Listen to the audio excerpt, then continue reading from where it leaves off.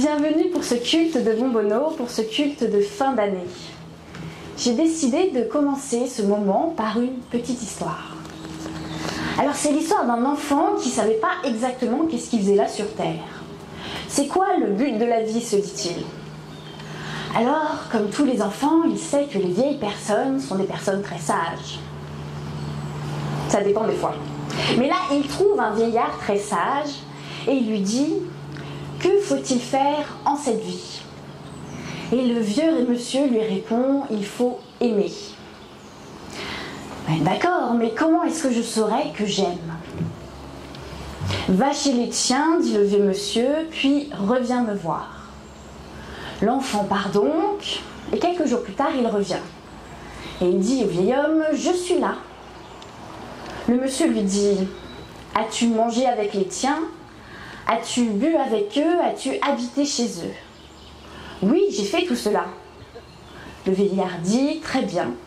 Va chez les tiens et reviens me voir. » Quelques jours plus tard, l'enfant revient. C'est trop fort ?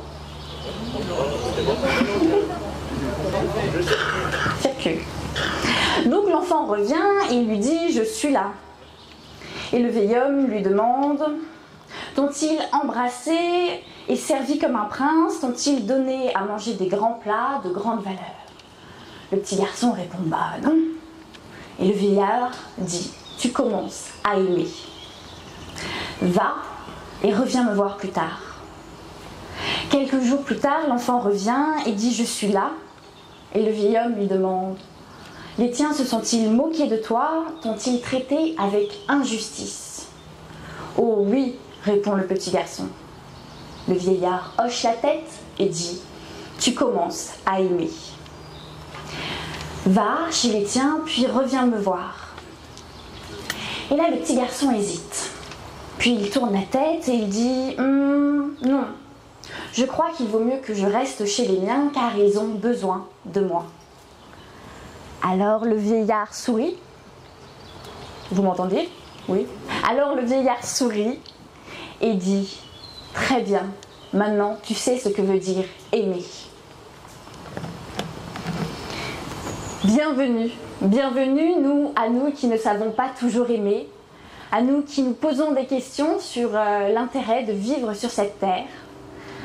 D'où que nous venions, qui que vous soyez, vous êtes les bienvenus. Aujourd'hui, c'est un culte un peu spécial, un culte de fin d'année, et un culte qui aura la joie de célébrer un baptême, enfin 2 baptêmes, celui d'Erin et de Carlène, qui sont avec nous parmi nous ce matin. Recevez la paix et l'amour inconditionnel de la part du Dieu de Jésus-Christ. Amen. Voici ce que nous dit le psaume 23. « Le Seigneur est mon berger, je ne manquerai de rien. Il me fait coucher dans les verts pâturages, il me dirige vers les eaux paisibles. Il restaure ma vie, il me conduit sur les sentiers de la justice à cause de son nom. Même si je marche dans la vallée de l'ombre de la mort, je ne crains aucun mal car tu es avec moi. Ta houlette et ton bâton, voilà mon réconfort. Tu dresses devant moi une table face à mes adversaires. Tu enduis ma tête d'huile, ma coupe est débordante.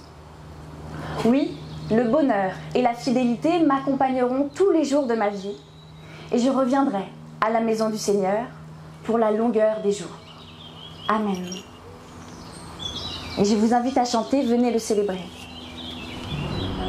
Venez le célébrer, son grand amour, venez le chanter, le Fils de Dieu est venu, donner la vie, nous le bénissons, car tu nous fais partager ta joie, et nous serons ton honneur, un chant d'amour.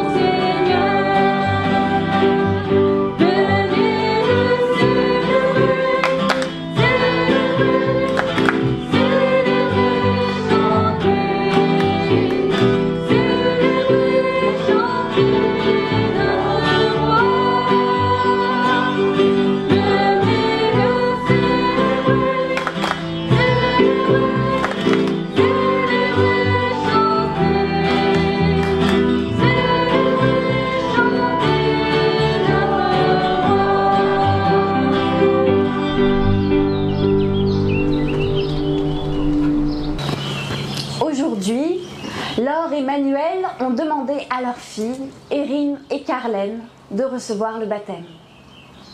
L'Église, aujourd'hui, accueille ce désir avec joie et obéit à la volonté de Jésus-Christ, qui a dit un jour à ses disciples « Toute autorité m'a été donnée dans le ciel et sur la terre.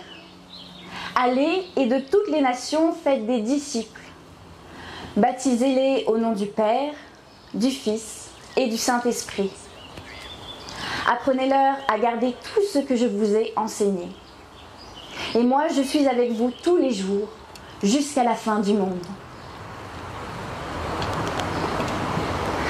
Manuel, Laure, vos filles Erin et Carlène vont être baptisées au nom du Père, qui leur a donné le souffle de la vie.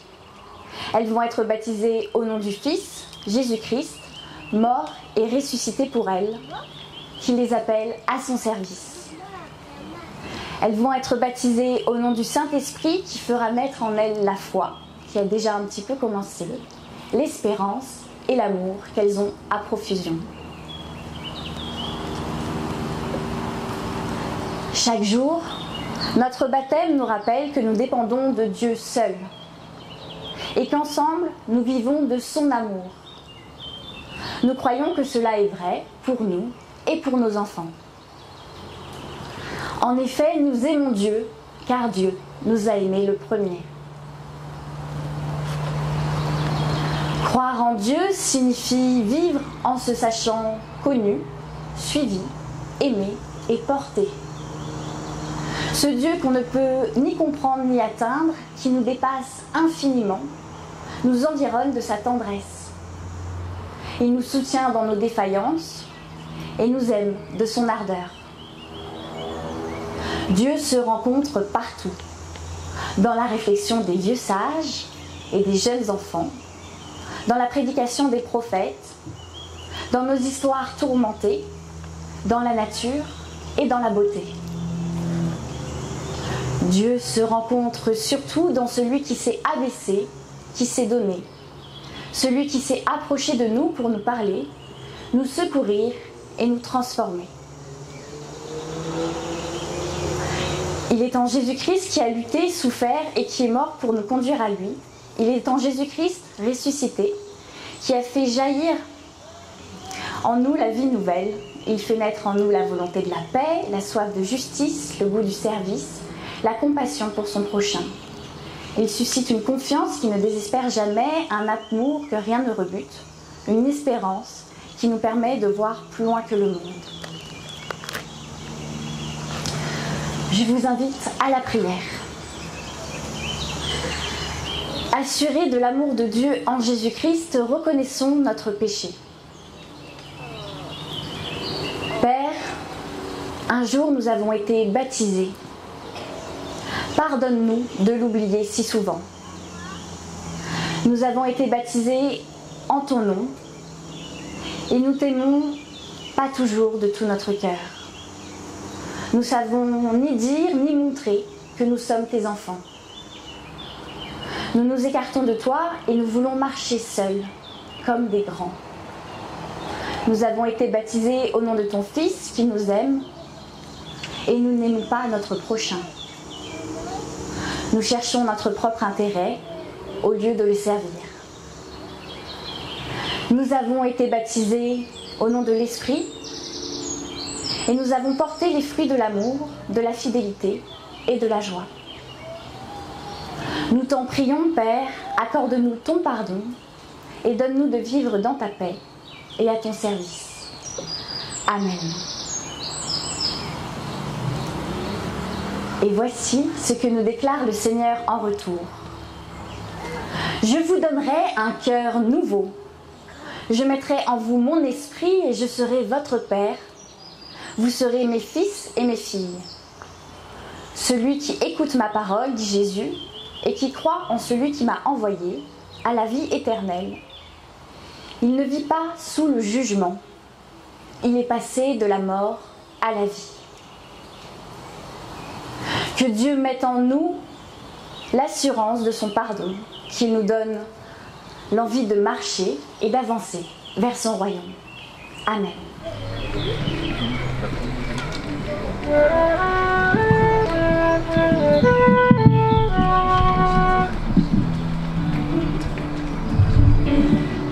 Dieu, tu es ma force, ma consolation, qui ne m'en est pas. Ta voix triomphe et nous l'attend, remporter le combat. Tu m'offres chaque jour ton infaillible amour, toi qui as fixé le cours des étoiles, sois mon ange, sois ma voix. Tu étends mes ailes pour toucher les cieux, protéger par ta main. Ta grâce m'appelle à lever les yeux et suivre ton chemin. Tu m'offres chaque jour ton infaillible amour, toi qui as fixé le cours des étoiles, sois mon ange, sois ma voix. Ta miséricorde coule de la croix, ton sang m'a racheté. Tout ce que je suis me vient de toi, sans fin je te louerai. Tu m'offres chaque jour ton infaillible amour, toi qui as fixé le cours des étoiles, sois mon ange, sois ma voix.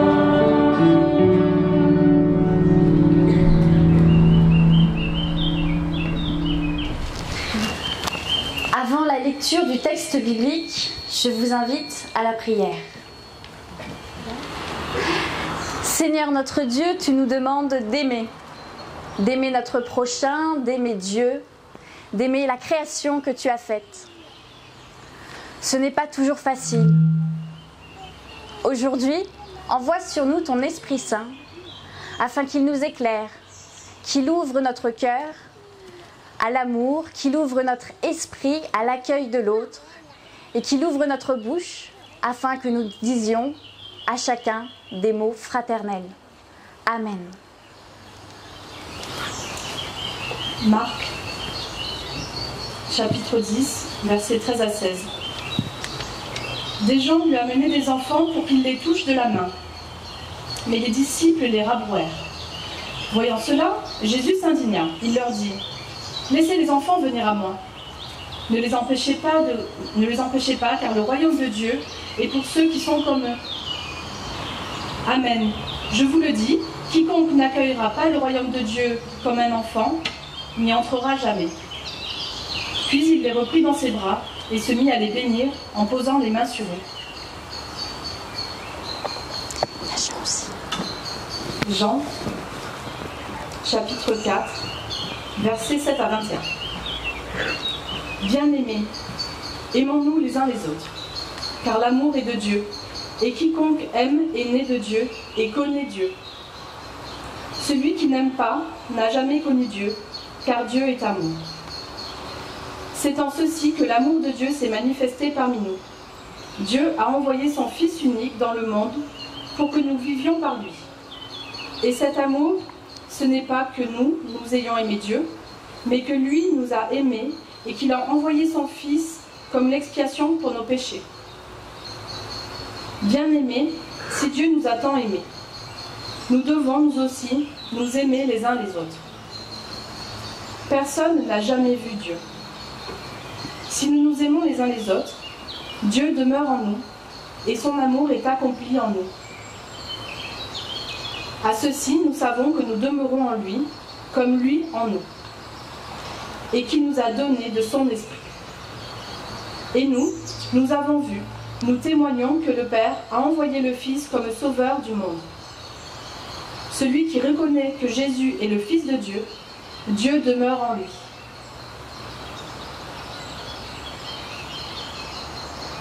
Comme lui en Dieu. Et nous connaissons l'amour que Dieu a pour nous, et nous l'avons cru. Dieu est amour. Celui qui demeure dans l'amour demeure en Dieu, et Dieu demeure en lui.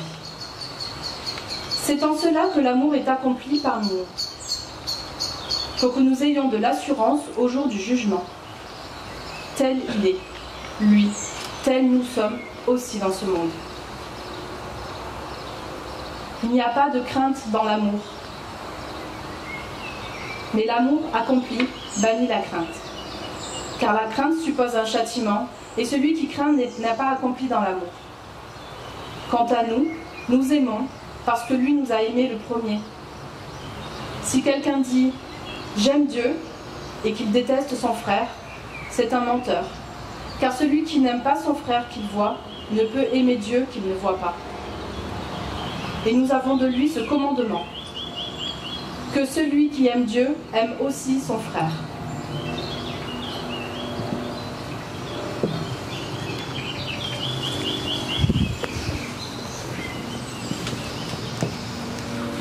C'est un grand texte un peu compliqué.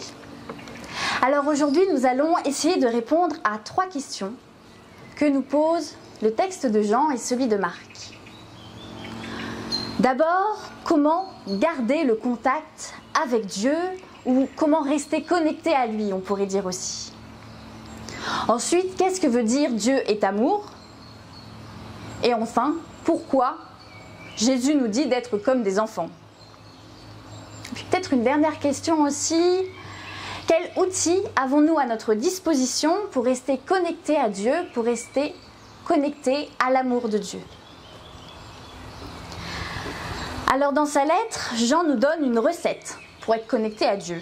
Il nous dit, si nous nous aimons les uns les autres, Dieu demeure en nous et son amour est accompli en nous. Si nous aimons notre sœur, notre voisin, notre patron, Dieu vit en nous et agit en nous.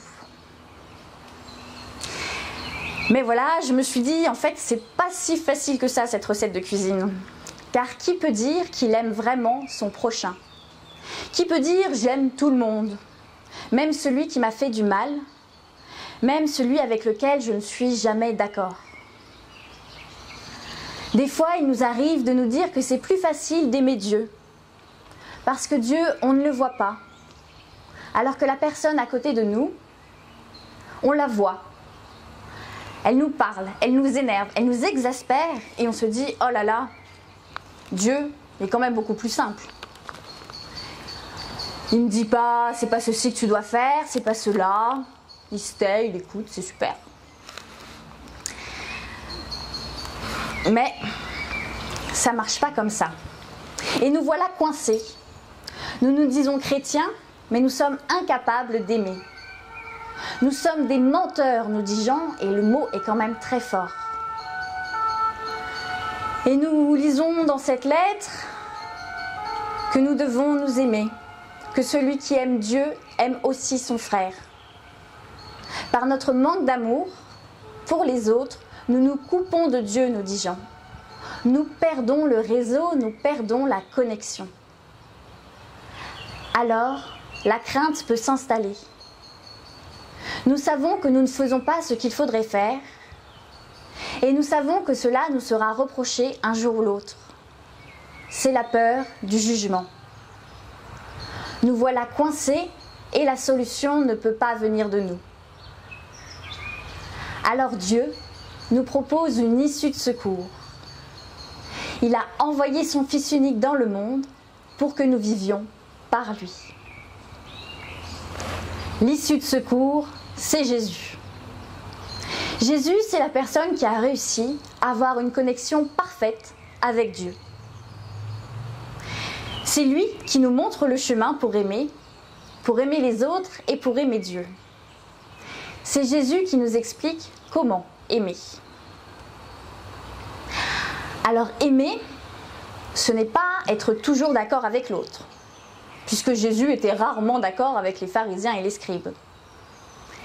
Aimer, ce n'est pas ne jamais se mettre en colère, puisque Jésus chasse les marchands du temple avec un fouet. Il s'est fâché contre ses disciples qui empêchaient les enfants d'approcher près de Jésus. Aimer, c'est pas non plus faire tout ce que veulent les parents. Moi, je dis ça, les enfants sont partis, donc vous êtes tranquilles. Mais Jésus dit à sa propre mère qu'elle se trompe quand elle lui demande de revenir à la maison et de ne plus parler de Dieu. Alors, qu'est-ce que aimer, ça veut dire? En grec, il y a 3 mots pour dire aimer. Eros, philéa, agapé.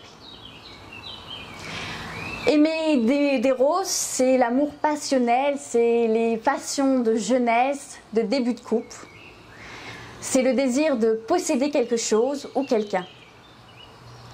Mais le texte de Jean ne nous parle pas d'éros. La philéa, c'est l'amour fraternel. L'amour des frères et sœurs, l'amour des meilleurs amis, des amis d'enfance. Une amitié à toute épreuve, où on sait que la personne sera toujours là pour nous.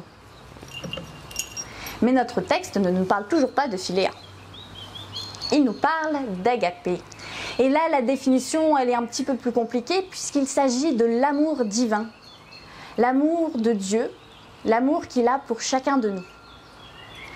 C'est ce fameux « aimez-vous les uns les autres » qu'on a tant de mal à appliquer. Alors je me suis dit que aimer quelqu'un, c'était l'aimer au-delà de ses défauts. Aimer, c'est reconnaître que la personne en face de nous, même si c'est le pire de tous les êtres humains que vous ayez jamais croisés, elle a autant de valeur aux yeux de Dieu que vous-même. Ça, c'est dur.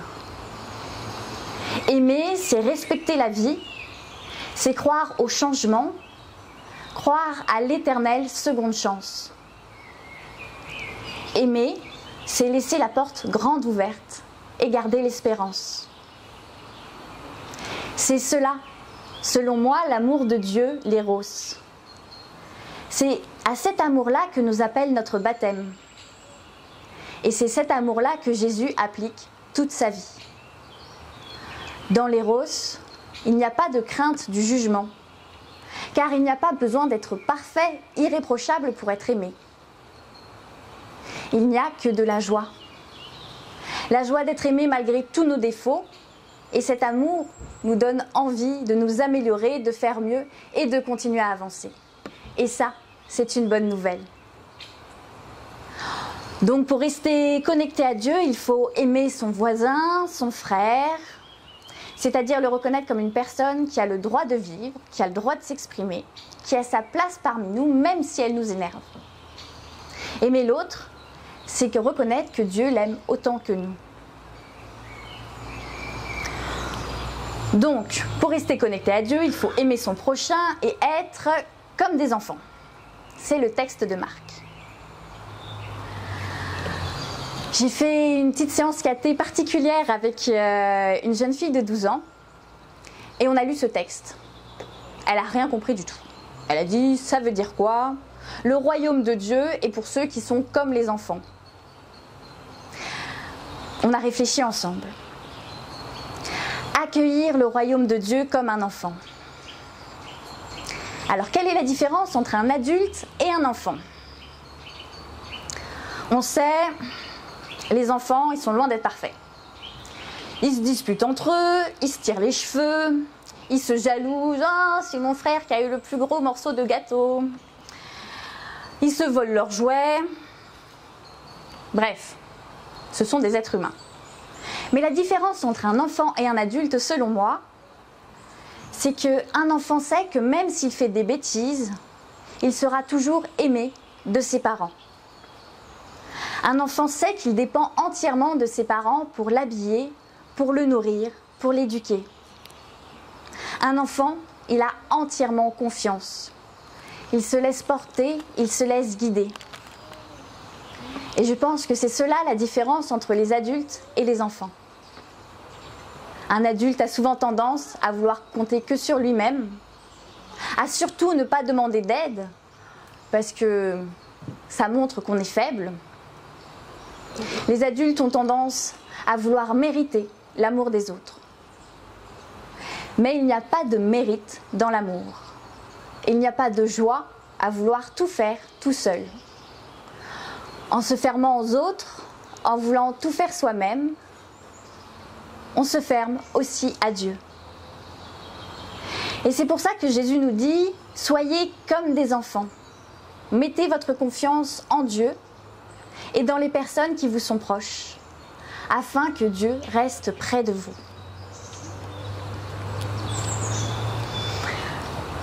Dernier point.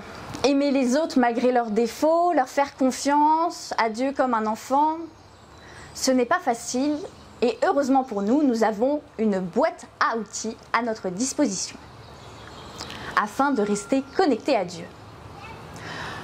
Le premier outil de la boîte, je pense que c'est la Bible. Nous venons de le voir, sans les textes que nous avons lus dans la Bible, on n'aurait pas eu cette recette de cuisine pour rester en contact avec Dieu. Et ça aurait été bien dommage. La Bible, c'est une grande bibliothèque pleine d'histoires qui raconte comment des hommes et des femmes ont accueilli le royaume de Dieu comme des enfants, avec confiance.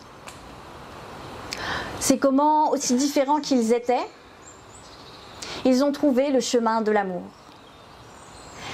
Et ça explique pourquoi dans la Bible, il y a autant de personnages, de styles et d'histoires différentes. C'est pour que chacun de nous, à chaque période de notre vie, nous puissions y trouver quelque chose qui nous parle, qui fasse écho à nos interrogations, à nos frustrations, à nos joies. La Bible est un outil de connexion qui nous dit « Tu n'es pas le seul à penser ainsi. D'autres avant toi ont vécu ce que tu vis et voici comment ils ont trouvé Dieu. » C'est un appel à lire votre Bible plus souvent. Mais la Bible, ce n'est pas le seul outil que nous ayons dans notre boîte. Il y a aussi des textes de pasteurs, mais aussi de personnes qui témoignent simplement. Il y a des vidéos de parcours personnels qui nous expliquent leur histoire, leur rencontre avec Dieu, leur conversion. Il y a les gens que nous rencontrons dans un café, dans une boulangerie ou au culte, qui peuvent eux aussi nous raconter leur chemin de foi. Il n'y a pas un outil qui soit mieux que les autres. Ils ont tous leur importance et c'est à nous de piocher dans notre boîte personnelle pour y trouver ce dont nous avons besoin. Pour y trouver la force de la confiance, pour y trouver la façon d'aimer son voisin, d'aimer sa sœur et Dieu à travers eux. En ce jour de fête, de baptême, Dieu nous invite à la confiance et au lâcher-prise. Quel que soit votre état de connexion avec Dieu, ne craignez pas, car il vous aime. Il a placé sur votre route une boîte pleine d'outils pour vous apprendre à aimer. J'aimerais terminer par cette petite prière de louange. Sois heureuse, toi à qui une grâce a été faite. Souviens-toi de ce jour où tu es parti sans savoir où tu allais, vers des sentiers inconnus à la rencontre d'un amour qui jamais ne se reniera. Souviens-toi de ce jour où Jésus lui-même, frémissant de joie, entonnait ce cantique.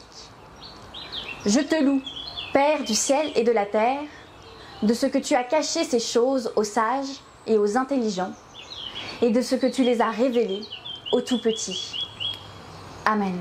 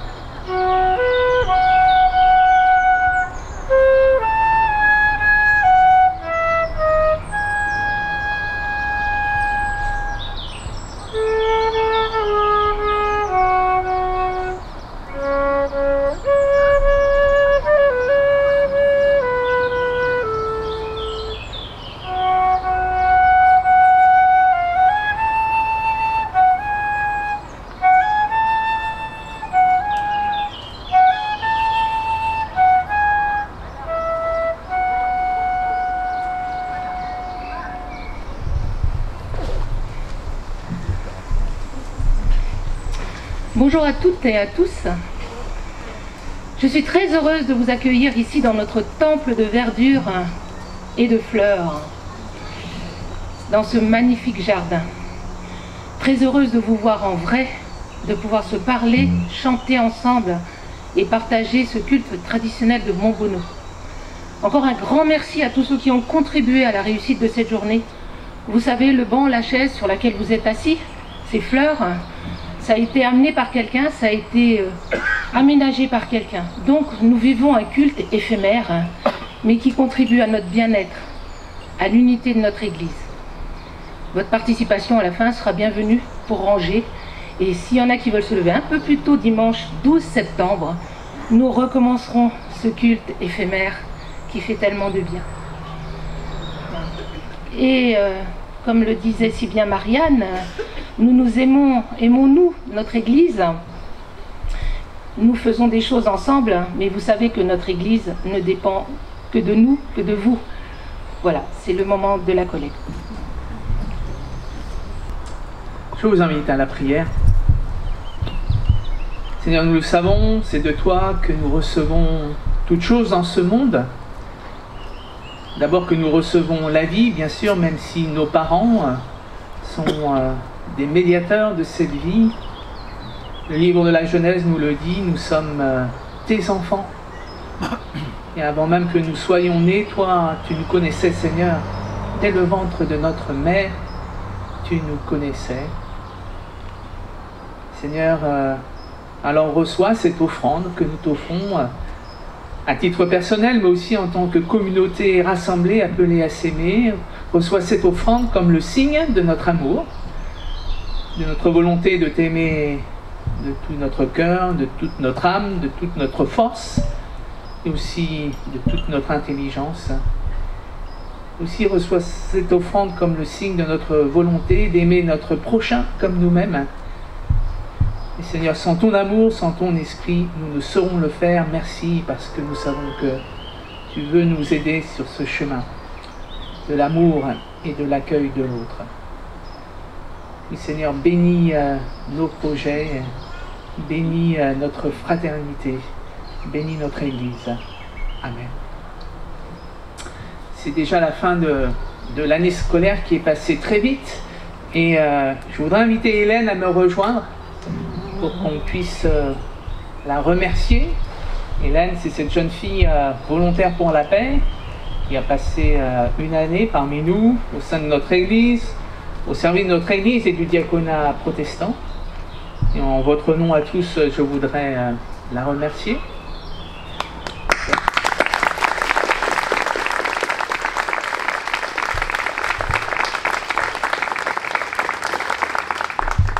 Hélène, ton nom, c'est 5 lettres, un H, un E, un L, un E et un N.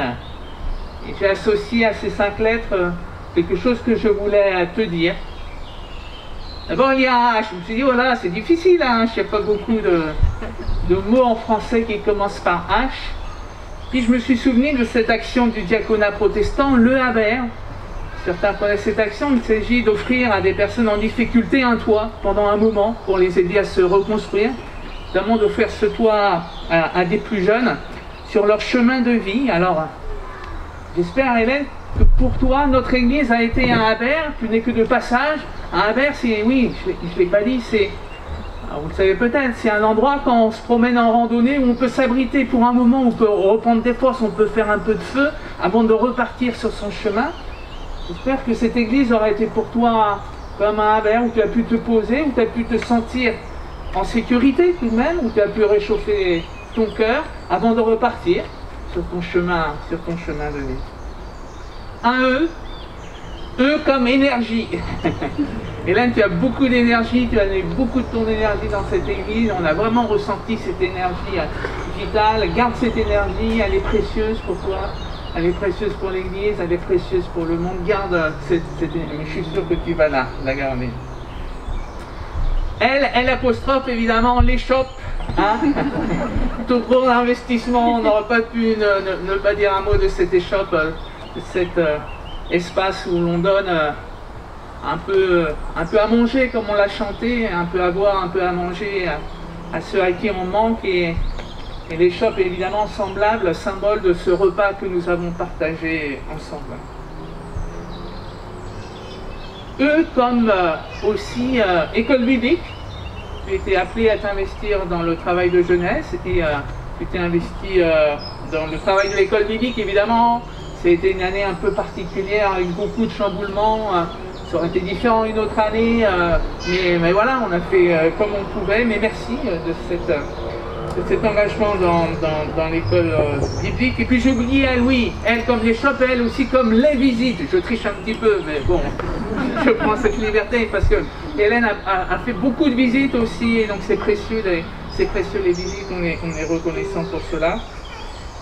Et donc on arrive au N, et là évidemment, je ne pouvais pas ne pas citer la Bible quand même, un petit peu de Bible. Et je me suis demandé quel personnage biblique commençait par elle. J'ai cherché, est-ce qu'il y a une femme? Je n'ai pas trouvé, je n'ai pas cherché très longtemps, mais voilà. Bon, mais j'ai trouvé un joli personnage qui s'appelle Nathanaël. Et Jésus dit de Nathanaël ceci: voici un Israélite en qui il n'y a pas de ruse. J'aimerais te dire, voilà, Hélène, que pour moi tu es une jeune femme dans laquelle il n'y a pas de ruse. Tu es une jeune femme franche sur qui on peut compter, où il n'y a pas de ruse. Continue dans cette... voilà, c'est précieux dans le monde d'avoir des gens, voilà, en qui il n'y a pas de ruse. Donc merci beaucoup. Belle vie à toi, et puis nous on va se revoir.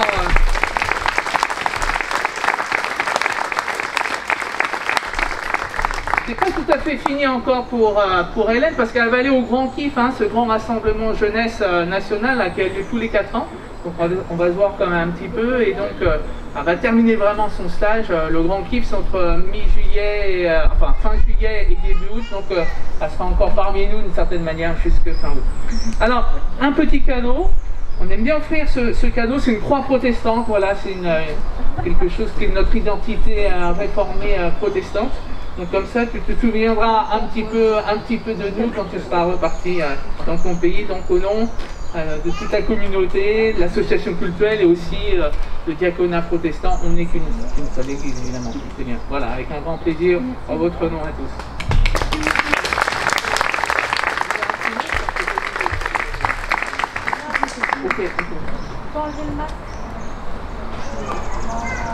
Alors, je dois vous laisser voir parce que j'ai pas préparé un discours. J'espère que vous n'avez pas attendu un discours. Alors, je voulais juste tous vous remercier pour cette année parce que, bien évidemment, j'ai pas pu profiter de cette année comme les années normales, mais quand même, j'ai bien profité et je vous remercie tous pour cette communauté particulière. Merci.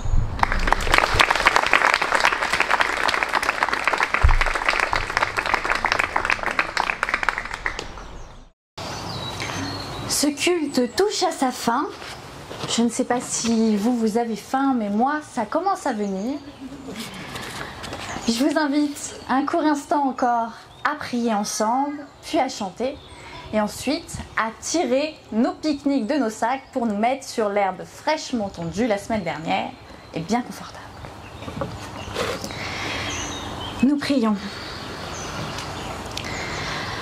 Père, ta parole nous a redit aujourd'hui ton amour pour le monde.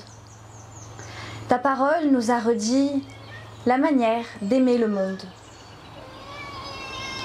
Certains de ta fidélité, nous te présentons ton Église et notre communauté de Grenoble, qui pour nous est le visage immédiat de ton amour. Nous te remettons Erin, Carlène, Laure, Manuel et toute sa famille. Garde-les dans la joie de ce jour. Nous te prions également pour tous les enfants du monde, ceux qui sont dans la joie et qui ont la chance d'être aimés, et ceux qui sont dans la précarité, dans la souffrance et dans le deuil. Garde-les dans ta main. Souffle, envoie sur eux un esprit d'apaisement, un esprit d'espérance, que toi seul peux leur apporter. Que ton amour veille sur tous les enfants du monde et qu'il les fasse grandir en grâce et en sagesse. Garde-nous dans l'esprit d'enfance et d'humilité, afin que nous puissions, nous aussi, adultes, entrer dans ton royaume. Amen. Soyez joyeux, vous à qui une grâce a été faite. Souvenez-vous de ce jour où vous êtes partis sans savoir où vous alliez, vers des sentiers inconnus, à la rencontre d'un amour qui jamais ne se reniera.